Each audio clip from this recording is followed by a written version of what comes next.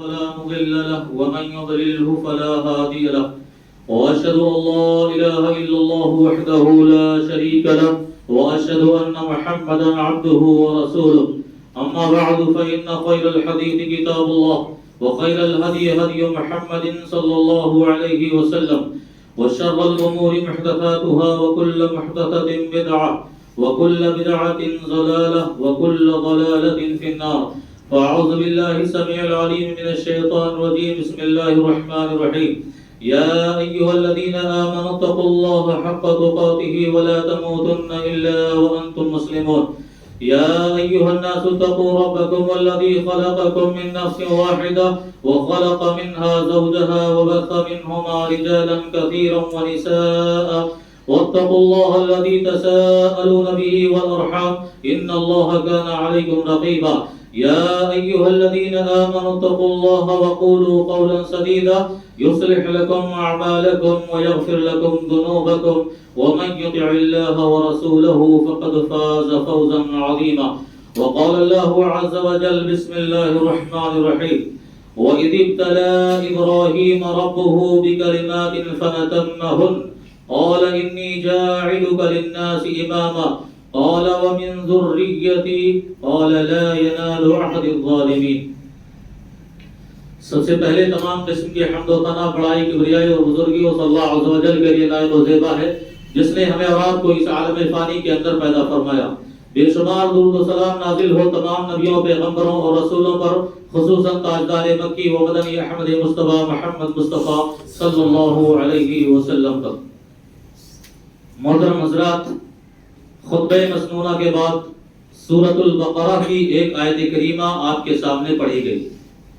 اس آیت میں اللہ تبارک و تعالی نے اپنے خلیل حضرت ابراہیم علیہ السلام کا تذکرہ کیا ہے اور فرمایا وَإِذِ ابْتَلَى إِبْرَاهِيمَ رَبُّهُ بِكَلِمَاتٍ فَأَتَمَّهُنَّ. یاد کرو جب ابراہیم کو ان کے رب نے انہیں بہت ساری باتوں سے آزمایا، فَأَتَمَّهُنَّ تو انہوں نے ساری باتیں پوری کی، یعنی وہ سارے امتحان میں کامیاب ہوئے. اور جب وہ سارے امتحان میں کامیاب ہو گئے تو اللہ رب العزت نے انہیں ایک بہت بڑا انعام دیا، انہیں ایک اعزاز سے نوازا اور فرمایا انی جاعلک للناس اماما، میں تمہیں لوگوں کا امام بناتا ہوں. وقال من ذریتی، ابراہیم علیہ السلام نے فرمایا پروردگارا تو مجھے منصب امامت پہ فائز کر رہا ہے، مجھے امام لوگوں کا بنا رہا ہے. قال ومن ذریتی، کیا یہ امامت کا عہدہ اور منصب میری اولاد میں بھی باقی رہے گا، یا میری اولاد جو آنے والی نسلیں ہیں کیا انہیں بھی تو منصب امامت پر فائز کرے گا؟ قال لا ينال عهد الظالمين، اللہ نے فرمایا ابراہیم ظالموں کے حق میں وعدہ نہیں کرتا. یعنی مطلب یہ ہے کہ تمہاری اولاد جب تک تمہارے نقش قدم پر چلے گی، تمہاری اولاد جب تک تمہاری باتیں مانے گی، تمہاری اولاد جب تک تمہاری اتباع اور پیروی کرے گی، یقیناً ہم تمہاری اولاد کو بھی یہ منصب امامت ضرور عطا کریں گے. لیکن اگر تمہاری اولاد نے تمہارے نقش قدم کو چھوڑ دیا، تمہاری اولاد نے تمہاری باتیں ماننی چھوڑ دی، تمہاری اولاد نے تمہاری اتباع اور پیروی چھوڑ دی، تو یقیناً ہم ان سے منصب امامت کو چھین لیں گے، یعنی ان سے امامت چھین لی جائے گی.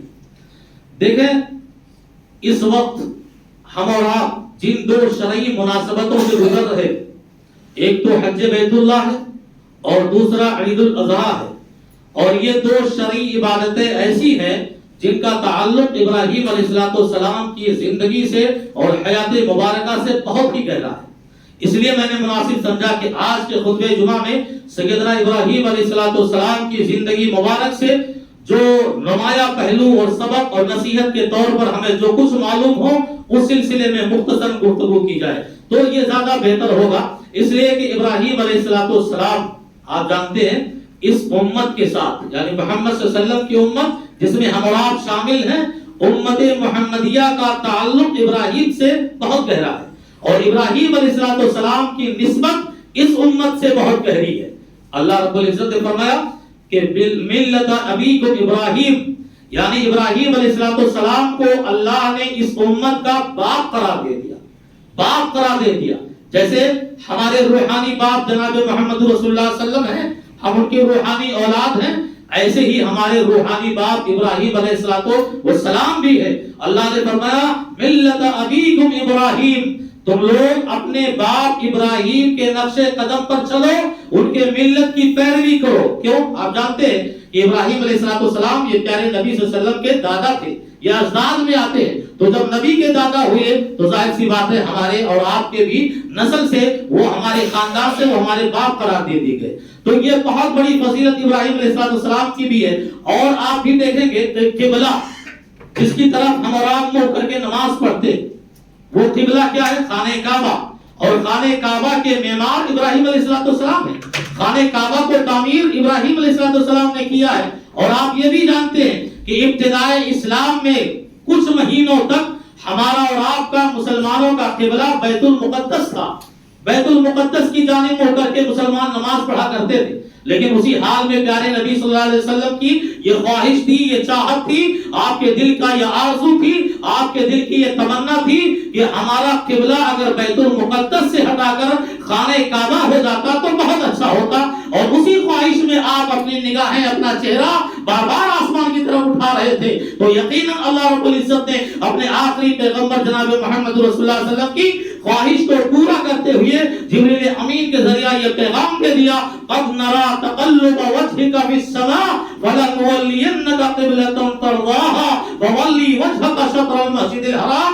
میرے حبیب آپ کا اٹھتا ہوا چہرہ بار بار جو آسمان کی طرف میں دیکھ رہا ہوں، ہم دیکھ رہے ہیں، لہذا آج کے بعد ہم آپ کی خواہش کو پوری کرتے ہوئے بیت المقدس کے قبلے کو ہٹا کر خانہ کعبہ کو مسلمانوں کا قبلہ بناتے ہیں. جس حال میں بھی آپ ہو، آپ اپنا چہرہ مسجد حرام یعنی خانہ کعبہ کی طرف پھیر لیجیے. تو دیکھیے پیارے نبی صلی اللہ علیہ وسلم نے خواہش ظاہر کی، خواہش پوری ہوئی، کیونکہ خانہ کعبہ کی تعمیر کرنے والے حضرت ابراہیم علیہ السلام خود تھے. اسی طرح آپ دیکھیں کہ وہ پتھر جس پر چڑھ کر ابراہیم علیہ السلام نے خانہ کعبہ کو تعمیر کیا، جس کو خانہ کعبہ جس پتھر پر چڑھ کر بنایا تھا، قدموں کے ابراہیم کے جو نشان اس پتھر پر پڑے تھے، اللہ نے قرآن مجید کے اندر اسے مقام ابراہیم کا نام دیا، مقام ابراہیم کا نام دیا. اور فرمایا وَاتَّخِذُوا مِن مَقَامِ إِبْرَاهِيمَ مُصَلًّى کہ حج کرنے والے جتنے حاجی جا رہے ہو، تمہارے لیے ضروری ہے کہ مقام ابراہیم کو اپنا مصلی بناؤ، جائے نماز بناؤ، اور خانہ کعبہ کے طواف کے بعد وہاں 2 رکعت نفلی نمازیں پڑھو. تو آپ دیکھو ابراہیم علیہ السلام کی یہ فضیلت بیان کی جا رہی ہے. اسی طرح معراج والی حدیث آپ اٹھا کر دیکھیں گے، مسلم شریف کی روایت ہے، لمبی روایت ہے. معراج میں جب آپ گئے، آسمانوں کا آپ نے سیر کیا، اور وہاں آپ نے بہت سارے نبیوں سے ملاقات کی، اور آپ کی ملاقات بہت سارے نبیوں سے ہوئی. وہی آپ کی ملاقات حضرت ابراہیم علیہ السلام سے بھی ہوئی. ابراہیم علیہ السلام نے جب ملاقات کی آخری پیغمبر جناب محمد رسول اللہ صلی اللہ علیہ وسلم سے، کیا فرمایا؟ اقری امتک منی السلام. یا محمد، اے محمد، آپ اپنی امت کو میرا سلام پہنچاؤ. اللہ. ابراہیم خلیل اللہ نے آسمانوں سے پیغمبر صلی اللہ علیہ وسلم کے ذریعہ اس امت تک سلام پہنچا. اقری امتک منی السلام. اے محمد، اپنی امت کو میری جانب سے سلام کہو. بہت بڑی بات ہے، بہت بڑی بات ہے اس امت کے لیے بھی. اور ابراہیم کی نسبت جو اس امت سے جڑی ہوئی ہے اس میں بھی یہ دلیل ہے. اور امت محمدیہ کا رشتہ ابراہیم سے کتنا گہرا ہے اس سے بھی معلوم ہوتا ہے. اور فرمایا وَأَخْبِرْهُمْ. دیکھو یہاں سلام بھیجا اور نصیحت بھی کی، باپ کا حق بھی ادا کر رہے ہیں، دادا کا حق بھی ادا کر رہے ہیں. ملت ابراہیم پر جو ہمیں اور آپ کو چلنے کا اور ان کی پیروی کرنے کا جو ہمیں حکم دیا گیا ہے، اس کے حق کو بھی ادا کرتے ہوئے حضرت ابراہیم نے پیارے نبی کے ذریعہ اس امت کو ایک نصیحت فرمائی. وَأَخْبِرْهُمْ أَنَّ الْجَنَّةَ طَيِّبَةُ التُّرْبَةِ. اپنی امت کو بتاؤ جنت کی مٹی بڑی پاکیزہ ہے، جنت کی مٹی بڑی خوشبودار ہے، جنت کی مٹی بڑی عمدہ ہے. اور آپ یاد رکھو، جا کر انہیں یہ خبر دے دو وَعَذْبَةُ الْمَاءِ. اور جنت کا پانی بہت میٹھا ہے. وَأَنَّهَا قَيْعَانٌ. جنت ایک چٹیل میدان ہے، جنت ایک چٹیل میدان ہے. اور اس میدان کو آپ کی امت کا مومن اسی حال میں آباد کر سکتا ہے، پودے اور درخت لگا کر. جب جب وہ اس ذکر کو پڑھے گا سبحان اللہ والحمدللہ ولا الہ الا اللہ واللہ اکبر، یہ ابراہیم کے وہ کلمات ہیں جو پیغمبر کے ذریعہ انہوں نے اس امت محمدیہ کو بتلائی اور کہا ان کلمات کے ذریعہ آپ کی امت کا ایک مومن انسان اگر چاہے گا تو سبحان اللہ والحمدللہ ولا الہ الا اللہ اللہ اکبر یہ کلمات پڑھ کے وہ جنت کے چٹیل میدان کو اپنے لیے آباد کر لے گا اور درخت اور پودے لگا دے گا۔ تو ابراہیم علیہ السلام کی نسبت اس امت سے بہت گہری ہے، اسی لیے کہا گیا، اللہ نے فرمایا قد كانت لكم اسوة حسنة في ابراہیم والذین معه، ان لوگوں تمہارے لیے نصیحت ہے ابراہیم کی زندگی، تمہارے لیے نصیحت ہے خلیل اللہ ابراہیم علیہ السلام کی حیات مبارکہ، اسوہ ہے وہ، نمونہ ہے وہ، آئیڈیل ہے وہ ملت ابراہیم پر تمہیں چلنے کا حکم ملا ہے، بالکل ایسے ہی جیسے اللہ نے آخری پیغمبر جناب محمد رسول اللہ صلی اللہ علیہ وسلم کے سلسلے میں فرمایا کہ لقد كان لكم في رسول الله اسوة حسنہ، یہ لوگوں آخری پیغمبر کے زندگی میں بھی تمہارے لیے اسوہ اور نمونہ ہے۔ ابراہیم کی زندگی ہمارے لیے اسوہ ہے، آئیڈیل ہے، نمونہ ہے۔ آئیے آج کے خطبے میں دیکھتے ہیں چند ایک پہلو اور چند ایک گوشہ میں آپ کے سامنے بیان کروں گا جس میں ہمیں اور آپ کو ابراہیم کی زندگی سے حاصل ہونے والے سبق کی پیروی کرنی چاہیے۔ سب سے پہلے آپ دیکھو ابراہیم علیہ السلام کا جذبہ اطاعت، کتنے فرما بردار تھے وہ، کتنے مطیع تھے وہ، اور کتنے وفادار تھے وہ اپنے اللہ کے حق میں۔ اللہ نے فرمایا اذ قال له ربه اسلم قال اسلمت لرب العالمین، کہ اللہ کا حکم دن کے اجالے میں آیا ہو یا رات کی تاریکی میں آیا ہو یا زندگی کے کسی پل میں آیا ہو اور ایسا حکم آیا ہو کہ ابراہیم کا نفس اسے چاہتا ہو یا نہ چاہتا ہو، ابراہیم کی مرضی ہو یا نہ ہو، ان کے ارادے کے خلاف ہو وہ حکم، ان کی منشا کے خلاف ہو وہ حکم، لیکن آسمان سے جب بھی رب نے حکم دیا اسلمت لرب العالمین، ابراہیم نے ہمیشہ جذبہ اطاعت اور وفاداری کا مکمل ثبوت دیا، مکمل ثبوت دیا، کبھی اللہ کی فرما برداری میں اور اطاعت میں چون چرا نہیں کیا، کوئی جو ہے اچانک کوئی گفتگو نہیں کی اور کوئی سوال نہ اٹھایا، بلا چون چرا بلا جھجک اللہ کے حکم پر وہ اپنے آپ کو تیار کر بیٹھے تھے۔ یہ جذبہ اطاعت کا معاملہ تھا۔ ایسے ہی نہیں اللہ نے ابراہیم کو خلیل اللہ بنا دیا، خلیل اللہ، واتخذ اللہ ابراہیم خلیلا، اللہ نے ابراہیم کو اپنا خلیل بنایا، اپنا دوست بنایا۔ ذرا دیکھو کہ خلیل کس کو کہتے ہیں؟ ہمارے اور آپ کے دوست بہت سارے ہوتے ہیں، ہمارے اور آپ کے دوست بہت سارے ہوتے ہیں، اور عربی میں بہت سارے الفاظ دوست کے لیے استعمال ہوئی ہے، لیکن خلیل کا وہ لفظ جہاں استعمال ہوتا ہے محبت کا وہ آخری مقام ہوتا ہے، الفت کا وہ آخری مقام ہوتا ہے، چاہت کا وہ آخری مقام ہوتا ہے کہ اس محبت کے مقام کے بعد کسی اور کے لیے محبت کی جگہ باقی نہیں رہتی ہے۔ خلیل کا یہ مطلب محبت کا آخری مقام۔ آپ دیکھیں میں ایک مثال دے کے سمجھاتا ہوں۔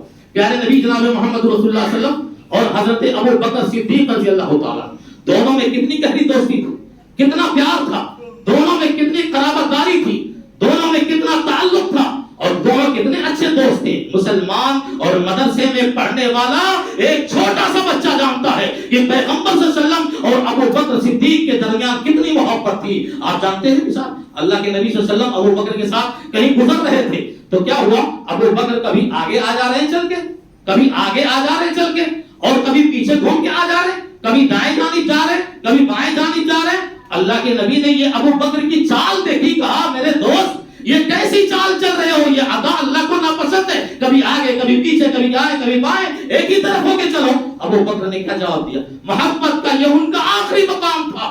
ابو بکر نے کہا اللہ کے نبی جب مجھے خوف ہوتا ہے اور ڈر لگتا ہے کہ دشمن آپ کے سامنے سے آپ پر حملہ کرے گا اور دشمن اپنی تیر آپ کے سامنے سے چلائے گا، میں آپ کے آگے آ جاتا ہوں تاکہ دشمن کی تیر سب سے پہلے مجھے زخمی کرے اور میرے جسم کو زخمی کرے، میرے حبیب اور میرے آقا محفوظ رہے۔ اور مجھے خوف ہوتا ہے کہ دشمن آپ کے پیچھے سے حملہ کرے گا، میں آپ کے پیچھے آ جاتا ہوں تاکہ دشمن کا حملہ پہلے مجھ پر آئے۔ یہ محبت کا نمونہ تھا، اور آخری پیغمبر نے بھی ابو بکر سے وہ محبت دکھائی کہ جب آپ الوداع اس دنیا کو کہنے والے تھے، اس دنیا کو چھوڑنے والے تھے، آخری سانسیں آپ کی چل رہی تھی، آپ اپنے حجرے مبارک میں بیمار، کمزور، لاغر، ضعیف پڑے تھے، آپ نے حکم نامہ جاری کر دیا، لسان نبوت کا یہ فرمان جاری ہوا کہ اب میرے کمرے میں کوئی داخل نہ ہو، سارے لوگوں کے دروازے بند کر دیے جائیں، اب میرے دروازے میں کوئی داخل نہ ہو، میرے پاس کوئی نہ آئے الا ابا بکر، سوائے ابو بکر کے، یعنی ابو بکر کے لیے ہمارا دروازہ اب بھی کھول کے رکھو، وہ جب آنا چاہے میرے گھر آ سکتے ہیں۔ یہ محبت تھی دونوں میں، لیکن پیارے نبی نے کیا فرمایا؟ لو متخذا خلیلا لاتخذت ابا بکر ولكن خلیلی الرحمن، کہا ابو بکر میرے دوست ہیں، میرے یار ہیں، میرے ساتھی ہیں، میرے صحابی ہیں، میرے ساتھ چلنے والے، لیکن یہ بھی میرے خلیل نہیں۔ اللہ، خلیل کا معنی سمجھ جاؤ، آپ ابراہیم کی عظمت سمجھ جاؤ گے۔ کہا یہ بھی میرے خلیل نہیں، اس لیے کہ وَلَكِنَّ خَلِيلِي الرَّحْمَانِ، میرا خلیل میرا رحمان ہے، میرا خلیل میرا اللہ ہے۔ ذرا دیکھو تو صحیح، اللہ کے نبی محبت کے آخری مقام کو اللہ کی طرف نسبت کر رہے ہیں کہ آخری محبت کا مقام اللہ کا ہے اور وہ میرا خلیل ہے۔ یہاں پیارے نبی اپنے زبان سے کر رہے ہیں میرا خلیل رحمان ہے، اور وہاں آسمان سے پیغام آ رہا ہے، اللہ کا پیغام آ رہا ہے کہ ابراہیم میرے خلیل ہیں، ابراہیم میرے دوست ہیں۔ اور اس دنیا میں خلیل اللہ کا لقب ابراہیم کو ملا، یا آخری پیغمبر جناب محمد رسول اللہ صلی اللہ علیہ وسلم کو ملا، اس کے علاوہ کسی اور کو یہ لقب خلیل کا نہیں ملا۔ یہ ابراہیم کی عظمت کا بیان، ابراہیم کی فضیلت کا بیان ہے۔ اسی طرح دیکھو انسانیت کی ہمدردی ابراہیم کے دل میں کتنی تھی، انسانیت کے ساتھ کتنے غمخوار تھے، انسانیت کی بھلائی کے لیے کتنے تیار تھے۔ اور یہ تو ہر نبی کی چاہت ہوتی ہے، اور ہر نبی کی عادت ہوتی ہے، اور ہر نبی کی خصلت ہوتی ہے کہ وہ انسانوں کے لیے اپنے دلوں میں بہت ہمدردی رکھتے ہیں، بڑی غمخواری رکھتے ہیں، انسانوں سے بڑی محبت رکھتے ہیں۔ اور ابراہیم نے بھی وہ دکھایا کر کے، جب دو فرشتے انسانی روپ میں آئے اور ابراہیم کو اولاد کی بشارت دی۔ ابراہیم نے مانگا تھا نا اولاد، بڑھاپے میں مانگا تھا، رب هب لی من الصالحین، اللہ مجھے اولاد دے دے۔ آخری بڑھاپے میں اللہ رب العزت سے اولاد کی دعا مانگی، اور دو فرشتے بشارت لے کر آ گئے، کہا خلیل اللہ تمہاری دعا قبول ہو چکی ہے، تمہیں اولاد کی بشارت دی جا رہی ہے۔ یقیناً ابراہیم خوش ہو گئے، بڑھاپے میں دے سہارا ملنے والا تھا، اولاد کی بشارت سن کے خوش ہو گئے۔ لیکن جیسے ہی دونوں فرشتوں نے کہا کہ ایک اور بھی مقصد ہم لے کر آئے ہیں، قوم لوط کو اللہ کا عذاب دینا ہے۔ قوم لوط، یہ لوط علیہ السلام جو ابراہیم علیہ السلام کے بھتیجے تھے اور اسی زمانے میں موجود تھے، فرشتوں نے جب کہا کہ قوم لوط پر اللہ کا عذاب لے کر آئے ہیں، ابراہیم علیہ السلام تھوڑی دیر کے لیے اپنی خوشی بھول گئے اور آئی ہوئی بشارت کو بھول گئے، اور اللہ فرماتا ہے یجادلنا فی قوم لوط، ابراہیم ہم سے لڑنے لگے، ابراہیم ہم سے جھگڑنے لگے، ابراہیم ہم سے بحث و مباحثہ کرنے لگے، اور کہا اللہ ایسی قوم پر تو عذاب کیسے بھیج سکتا ہے جس قوم میں لوط جیسا نبی ہو، جس قوم میں لوط جیسا نیک انسان ہو، جس قوم میں تیرا پیغمبر ہو، اس قوم پہ تو عذاب کیسے بھیج سکتا ہے؟ چاہت کیا تھی، خواہش کیا تھی، منشا کیا تھی؟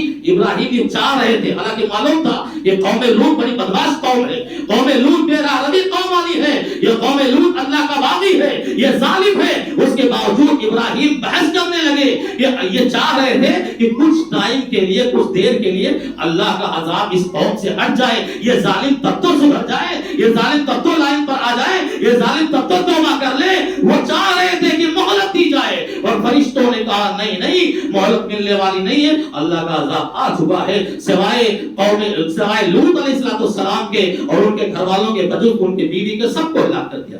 تو انسانیت کا درد، اور خود دیکھو پیارے نبی صلی اللہ علیہ وسلم طائف کے میدان میں جب زخمی ہوئے، مشہور واقعہ ہے، زخمی ایسے ہوئے خون بہ کر چوٹیوں میں جم گئے، چوٹیوں میں جل گئے، وہ بھی خلیل اللہ، یہ بھی خلیل اللہ۔ اور اس خلیل اللہ کا حال یہ ہے کہ جسم سے خون بہ بہ کر چوٹیوں میں جم گئے، اور اللہ کو اپنے اس پیغمبر کے اکیلا پن ہونے پر ترس آیا، اس کی رحمت جوش آئی، اور کہا میرے حبیب اور میرے خلیل کو اس قدر پریشان کیا جائے اور انہیں ایسی تکلیف پہنچائی جائے۔ پہاڑوں کا فرشتہ اترا ہے، بچہ چمن اسلام میں پڑھتا ہے، پی ایم سی اور کالجوں میں دوڑا کے گھمانے والوں، کبھی مدرسوں کا خیال کیا، کبھی دینیات انہیں پڑھایا، کبھی نبی کی سیرت پڑھائی؟ کہاں سے وہ نیک و فرما بردار تمہاری اولاد ہو، کہاں سے نیک فرما بردار باپ ہو، کہاں سے نیک فرما بردار بیوی ہو، جب اسے اپنے سیرت کا حال کھولنے والوں، اپنے پیغمبر کی زندگی کے حالات کھولنے والوں۔ یہاں دیکھو یہ نصیحت مل رہی ہے، انسانیت کا کس قدر ہمدرد تھا، ہمدرد تھے سارے پیغمبر، اور خود آخری نبی پہاڑوں کے فرشتے جواب کیا کہا نبی خلیل اللہ ہو، تم بھی اللہ کے دوست ہو، اور ایسے تکلیف تمہیں اس قوم نے دی ہے، اجازت دے دو، رب کی طرف سے آیا ہوا ہوں، اجازت دے دو، دو پہاڑیوں کے بیچ رکھ کر ان ظالموں کو پیس کر چٹنی بنا دے، ختم کر دے، ان کو ہلاک کر دے، برباد کر دے۔ پر اللہ کے نبی نے کیا کہا؟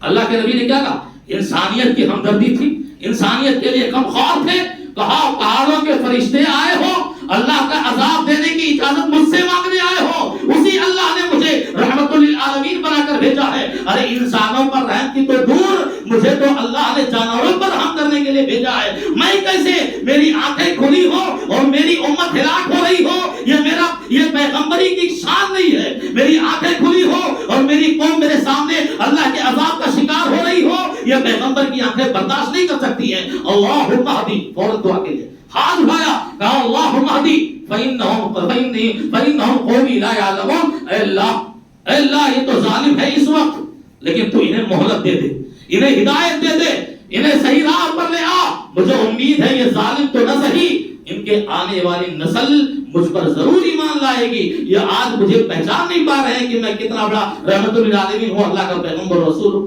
تو ابراہیم خلیل اللہ نے انسانیت کی ہمدردی وہاں دکھائی اور یہاں پیارے نبی نے دکھائی۔ اسی طرح توکل کا جائزہ لے لو، بھروسے کا، توکل کے اس آخری مقام پر ابراہیم خلیل اللہ پہنچ چکے تھے۔ توکل ہی تو ہے، بھروسہ ہی تو ہے۔ آپ کو تفصیل میں لے جانا نہیں چاہتا کہ حکم ہو گیا ننھے معصوم بچے کو لے جاؤ چٹیل میدان میں چھوڑ کے آ جاؤ، حاجرہ بیٹی کو چھوڑ کے آ جاؤ۔ کس کے سہارے چھوڑ کر آ رہے تھے؟ وہ توکل علی اللہ ہی تھا کہ جب حاجرہ نے دوڑ کر دامن پکڑا، کہا کیسے جا رہے ہو؟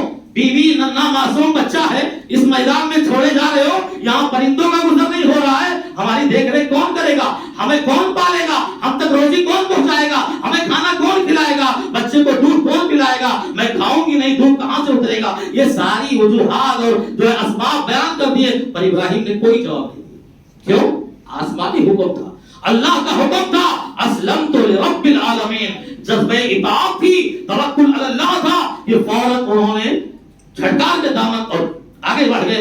کہا دیکھو بیوی بھی ہوشیار تھی، بیوی بھی ہوشیار تھی، وجہ بتانا منہ سے ضروری نہیں سمجھا۔ کہا علیہ امرک اللہ، اللہ نے کیا آپ کو اس بات کا حکم دیا ہے کیا؟ تو ابراہیم نے کہا ہاں، صرف ہاں کہا، اور اس بیوی نے بھی توکل کا نظارہ پیش کیا۔ کہا پھر جاؤ، لن یضیع اللہ ہمیں برباد نہیں کرے گا، اللہ ہمیں ضائع نہیں کرے گا۔ یہ توکل کا وہ لمحہ تھا جو ہر انسان کے لیے درس عبرت ہے اور ابراہیم کی زندگی سے سبق لینے والا معاملہ ہے۔ اور پھر آگ کے حوالے جب کیا جا رہے تھے، آپ دیکھو مشہور واقعہ، نمرود نے آگ جلائی ایسی میلوں کوئی پرندہ گزر نہ سکے، جھلس کر آگ میں گر جائے، اتنی بھیانک آگ لگائی اس دنیا میں، اور ابراہیم کو پھینکنے کی تیاری ہو گئی۔ اور آپ اس وقت بھی جانتے ہیں خلیل اللہ کی حفاظت کے لیے اللہ نے بارشوں کے فرشتے میکائیل کو بھیج دیا۔ جبرائیل آ گئے، میکائیل آ گئے، فرشتے آ گئے۔ ارے انسان ہو، عمل کرو، زندگی بہتر بناؤ، یہ فرشتے بھی تمہاری مدد کو زمین پر آج بھی آ سکتے ہیں اللہ کے حکم سے انشاءاللہ العزیز۔ آپ اپنی حالت کو درست کرو۔ میکائیل آ گئے، کہا خلیل اللہ ہو، اتنی بھیانک آگ لگی ہے، پھینکے جانے والے ہو، اجازت ہو ایسی بارش برساؤں گا کہ ساری آگ کے شعلے بجھ کر ختم ہو جائیں گے۔ یہ اجازت مانگی۔ پھر ابراہیم نے توکل کیا دکھائی، بھروسہ کیا دکھایا؟ کہا مدد کو آئے ہو، خلیل اللہ کی مدد کو آئے ہو، آگ سے بچانے آئے ہو، وہ ہستی، وہ ذات جو آسمان پر مستوی رحمان ہے، کیا وہ ہماری حالت نہیں دیکھ رہا ہے؟ حسبنا اللہ و نعم الوکیل۔ یہ وہ دعا سکھلائی اس امت کو آج بھی صبح و شام پڑھنے کی۔ حسبنا اللہ و نعم الوکیل، تمہارے مدد کی میکائیل ضرورت نہیں، جبرائیل تمہارے مدد کی ضرورت نہیں، ہماری مدد کرنی ہو تو اللہ خود آسمانوں سے کرے گا۔ اور یقیناً اللہ وہ بادشاہ ہے، اللہ وہ حکمراں ہے جو دنیا کے ذرات پر اپنی حکومت چلاتا ہے، اور اللہ قابض ہے دنیا کی ہر شے پہ۔ جان رکھنے والا ہو تو بھی بولتا ہے، اور اللہ کی مرضی ہو تو بے جان چیز ہو وہ بھی بولے گا۔ جان رکھنے والا تمہاری مدد کو آئے گا، اور اگر اللہ کا حکم ہو جائے تو بے جان جو حرکتوں میں نہ آ سکتی ہو وہ بھی تمہاری مدد کو زمین پہ آئے گی، اور وہ مدد کرے گی تمہاری۔ اللہ نے ڈائریکٹ آسمان سے حکم دیا، یا نار کونی بردا و سلاما علی ابراہیم، اے آگ تجھ کو بھی میں نے ہی پیدا کیا، اور تیرے حوالے میرا پیدا کرنے ہونے والا خلیل اللہ جانے والا ہے۔ یاد رکھنا جلانے کی صلاحیت میں نے دی ہے، ابراہیم کے جسم کا ایک روما بھی جلنا نہیں چاہیے۔ اور دنیا نے حیرت کی آنکھوں سے دیکھا، وہ آگ میں پھینکے تو گئے پر جسم کا ایک رونا جلا، وہ آگ گل گلزار ہو گئی۔ یہ توکل تھا ابراہیم کا اپنے رب پر۔ اور اللہ کے نبی صلی اللہ علیہ وسلم اور ابو بکر جب غار ثور میں چھپے تھے، دشمن قریب آ گئے تھے، ابو بکر نے کہا اللہ کے نبی دشمن اتنا قریب آ چکے ہیں ہمیں گرفتار کرنے کے لیے، اگر انہوں نے اپنے قدم کو دیکھا، اگر انہوں نے اپنے گھوڑوں کے پیروں کو دیکھا تو وہ ہم کو دیکھ لیں گے، ہمیں گرفتار کر لیں گے، پھر تو ہمیں مکہ کے کافر اور ظالموں کے حوالے کر دیں گے۔ اس وقت بھی پیغمبر نے علیہ السلام جناب محمد رسول اللہ صلی اللہ علیہ وسلم نے توکل کا وہ لمحہ یاد دلایا، اپنی امت کو یہ درس عبرت کے طور پر بتایا۔ کہا ابو بکر لا تخف ولا تحزن ان اللہ معنا۔ ابو بکر خوف کیوں کھاتے ہو، ڈرتے کیوں ہو؟ ان اللہ معنا، ہم دو ہیں کھولو، تیسرا ہمارا اللہ ہمارے ساتھ ہے، وہ ہماری حفاظت کرے گا، وہ ہماری دیکھ ریکھ کرے گا، وہ ہمیں بچائے گا۔ یہ ساری چیزیں توکل اللہ کی دلیل ہے جو ابراہیم کی زندگی میں بھی پائی گئی اور جناب محمد رسول اللہ صلی اللہ علیہ وسلم کی زندگی میں پائی گئی۔ اسی طرح دیکھو آخری بات، ابراہیم علیہ السلام نے خانہ کعبہ کی تعمیر کر کے بہت بڑا کام کیا تھا، یہ آپ سبھی کو معلوم، کام تو بڑا کیا، لیکن ابراہیم اور اسماعیل باپ اور بیٹوں نے مل کر اس کام کے قبولیت کی فکر کرتے ہوئے اللہ سے دعا مانگی۔ ہم اور آپ عمل کرتے ہیں، ہمیں بھی فکر ہونی چاہیے، اچھا عمل گرچہ ہے پر جب تک وہ اللہ کی بارگاہ میں قبول نہ ہو جائے وہ عمل ہمارے لیے کامیابی کا ذریعہ نہیں بن سکتا۔ خلیل اللہ نے، اسماعیل ذبیح اللہ نے، دونوں نے خانہ کعبہ کو تعمیر کرتے ہوئے اللہ سے پیاری دعا مانگی تھی، ربنا تقبل منا انک انت السمیع العلیم۔ اے ہمارے رب، یہ ہم جو کام کر رہے ہیں یہ بہت معمولی ہے ہماری نگاہ میں، تیرے حکم کی فرما برداری کر رہے ہیں، ہمیں خوشی اس وقت ملے گی اور ہم خوش اس وقت ہوں گے جب یہ ہمارے کام کو تو قبول فرما لے۔ یہ دعا کرنی چاہیے۔ یا اسی طرح اللہ کے نبی صلی اللہ علیہ وسلم نے فرمایا، جانتے ہو دعائے ابراہیم کا نتیجہ ہوں گے، ابراہیم خلیل اللہ کو اتنے پسند آئے، ان کے زندگی کی ادائیں، ان کے زندگی میں اطاعت و فرما برداری اتنی اللہ کو پسند آئی کہ ابراہیم کے بعد نبوت کا سارا سلسلہ اسی خاندان میں رکھا، کوئی دوسرے خاندان کا نبی بن کر نہیں آیا۔ ابراہیم کے بعد 4 نسلیں، یعقوب، اسحاق، یوسف تک 4 مسلسل نسلیں دنیا میں نبی بن کر آئی۔ اس کے بعد وقتاً اللہ نے اسی خاندان میں نبی بنایا۔ اسی لیے نبی نے فرمایا، پیارے نبی صلی اللہ علیہ وسلم نے، میں دعائے خلیل کا نتیجہ ہوں۔ انہوں نے دعا کیا تھا، ربنا وابعث فیہم رسولا، اے ہمارے رب تو ہمارے خاندان میں ایک ایسا نبی پیدا فرما جو لوگوں کو صحیح راہ پر لائے، جو لوگوں کو دین کی باتیں بتلائے۔ میں اسی ابراہیم کی دعا کا مظہر ہوں اور اسی دعا ابراہیمی دعا کا نتیجہ ہوں کہ آج مجھے اللہ نے نبی بنایا اور پیغمبر بنایا، اور یہ امت بھی ابراہیم کی دعا کا مظہر ہے۔ اس امت کے لیے بھی ابراہیم نے دعا فرمائی، کہا ربنا وجعلنا مسلمین لک ومن ذریتنا امۃ مسلمۃ لک۔ ابراہیم نے، اسماعیل نے دونوں بارگاہ ازدی میں دعا کر رہے ہیں، اللہ ہمارے بعد تو ایک ایسی امت کو پیدا کرنا جس امت کو امت مسلمہ کہا جائے، جو تیرا پیروکار ہو، جو تیری اتباع کرنے والے ہوں، جو تیرے فرما بردار ہوں۔ اور اللہ کے نبی نے فرمایا امت مسلمہ، مسلمان کا جو لقب ملا اسی ابراہیم کی دعا کا اثر ہے کہ ہم اور آپ مسلمان کہے جاتے ہیں اور ہمیں اور آپ کو امت مسلمہ کہا جاتا ہے۔ میرے بھائی اور دوستو، ابراہیم علیہ السلام کی سیرت اور زندگی کے حالات آپ کتابوں سے یا علماء کے خطبہ سے آپ انشاءاللہ کا سنیں گے۔ بہت ساری ایسی باتیں ہیں اور بہت سارے ایسے پہلو ہیں کہ ابراہیم کی زندگی ایک ایک پڑھتے جاؤ گے اور انشاءاللہ آپ کی زندگی میں تبدیلی آتی جائے گی۔ وہ کیا تھے، وہ کیسے تھے، انہوں نے کیا کیا اور وہ کیسے دنیا سے گئے، اللہ کے لیے کتنی قربانیاں دی، اللہ کے کتنے امتحان سے گزرے اور ہر امتحان میں پاس ہوتے گئے۔ یہ خطبہ جمعہ ہوتا ہے، ورنہ آپ ابراہیم کے تعلق سے بہت سارے ایسے واقعات پڑھیں گے اور سنیں گے انشاءاللہ کہ یہ معلوم ہوگا کہ یقیناً ابراہیم علیہ السلام کا اس امت سے بہت گہرا رشتہ ہے اور اس امت کا ابراہیم علیہ السلام سے بہت گہرا تعلق ہے۔ اسی لیے قربانی کے بارے میں پوچھا گیا تو پیارے نبی نے فرمایا سنت ابیکم ابراہیم، جو قربانی آنے والی ہے، لوگوں نے پوچھا، صحابہ نے کہا یہ تمہارے باپ ابراہیم کی سنت ہے۔ یہ سارے معاملات، سارے حالات ہمیں آپ کو بتاتے ہیں کہ جناب محمد رسول اللہ صلی اللہ علیہ وسلم کی جہاں اتباع، اور کوئی نبی، میرے بھائی دنیا میں کوئی نبی ایسا نہیں گزرا جس نبی کا نام لے کر خاص کر کے اللہ نے کہا ہو کہ اس نبی کی اتباع کرو، لیکن ابراہیم کا نام لے کر اللہ نے کہا بل ملت ابراہیم حنیفا، کہ ابراہیم ایسی ذات ہے، ایسی شخصیت ہے، ایسے نبی ہیں جن کے نقش قدم پر چلنے کے لیے ہمیں بھی حکم دیا گیا ہے اور ہمیں بھی کہا گیا ہے۔ اس لیے میرے بھائی اور دوستو، حضرت ابراہیم کی زندگی سے ہمیں آپ کو سبق لینا چاہیے۔ آخری لمحے آپ جانتے ہیں کہ 2-3 دن پہلے جناب عبدالجلیل صاحب ہندوستان آ کے ان کا انتقال ہوا۔ ان کے گھر والوں نے کہا ہے، اور ہونا بھی چاہیے اور یہ لوگوں سے کہنا بھی چاہیے، کہ جو بھی شخص اس دنیا سے انتقال فرما جائے، اللہ ان سب کی مغفرت فرمائے، اللہ ان سب کے گناہوں کو معاف کرے، اللہ ان خاص عبدالجلیل صاحب کے گناہوں کو معاف کر کے انہیں جنت میں داخل کرے، اور جتنے بھی مسلمان بھائی اس دنیا سے رخصت ہوئے ہیں، اللہ سارے مسلمانوں کے قبروں کو نور سے بھر دے، اللہ انہیں جنت الفردوس میں اعلیٰ مقام عطا فرمائے۔ اسی طرح آپ اور ہم نے کئی جمعہ سے جو مسلسل اعلان کے ذریعہ ایک گروپ بنانے کی کوشش میں تھے، وہ گروپ الحمدللہ مکمل ہو چکا ہے، اور وقتاً فوقتاً آپ تک دینی باتیں انشاءاللہ پہنچائی جاتی رہیں گی۔ اللہ تبارک و تعالیٰ سے دعا ہے کہ العالمین ہر جائز کام میں، ہر اچھے کام میں ہمیں بڑھ چڑھ کر حصہ لینے کی توفیق عطا فرمائے، اور اللہ ہمارے اعمال کو قبول فرمائے، اللہ ہمارے کاموں کو قبول فرمائے، جب تک زندہ رکھے، حیات رکھے، اللہ ایمان بالخیر پر زندہ رکھے، ہماری سانس جو آخری ٹوٹے ایمان بالخیر پر ٹوٹے، اللہ کی اطاعت و فرما برداری پر ٹوٹے۔ وآخر دعوانا الحمدللہ رب العالمین۔ بارک اللہ لنا ولکم فی القرآن ونفعنی وإياكم بالآیات والذکر الحکیم، انہ تعالی جواد کریم ملک بر رؤوف رحیم۔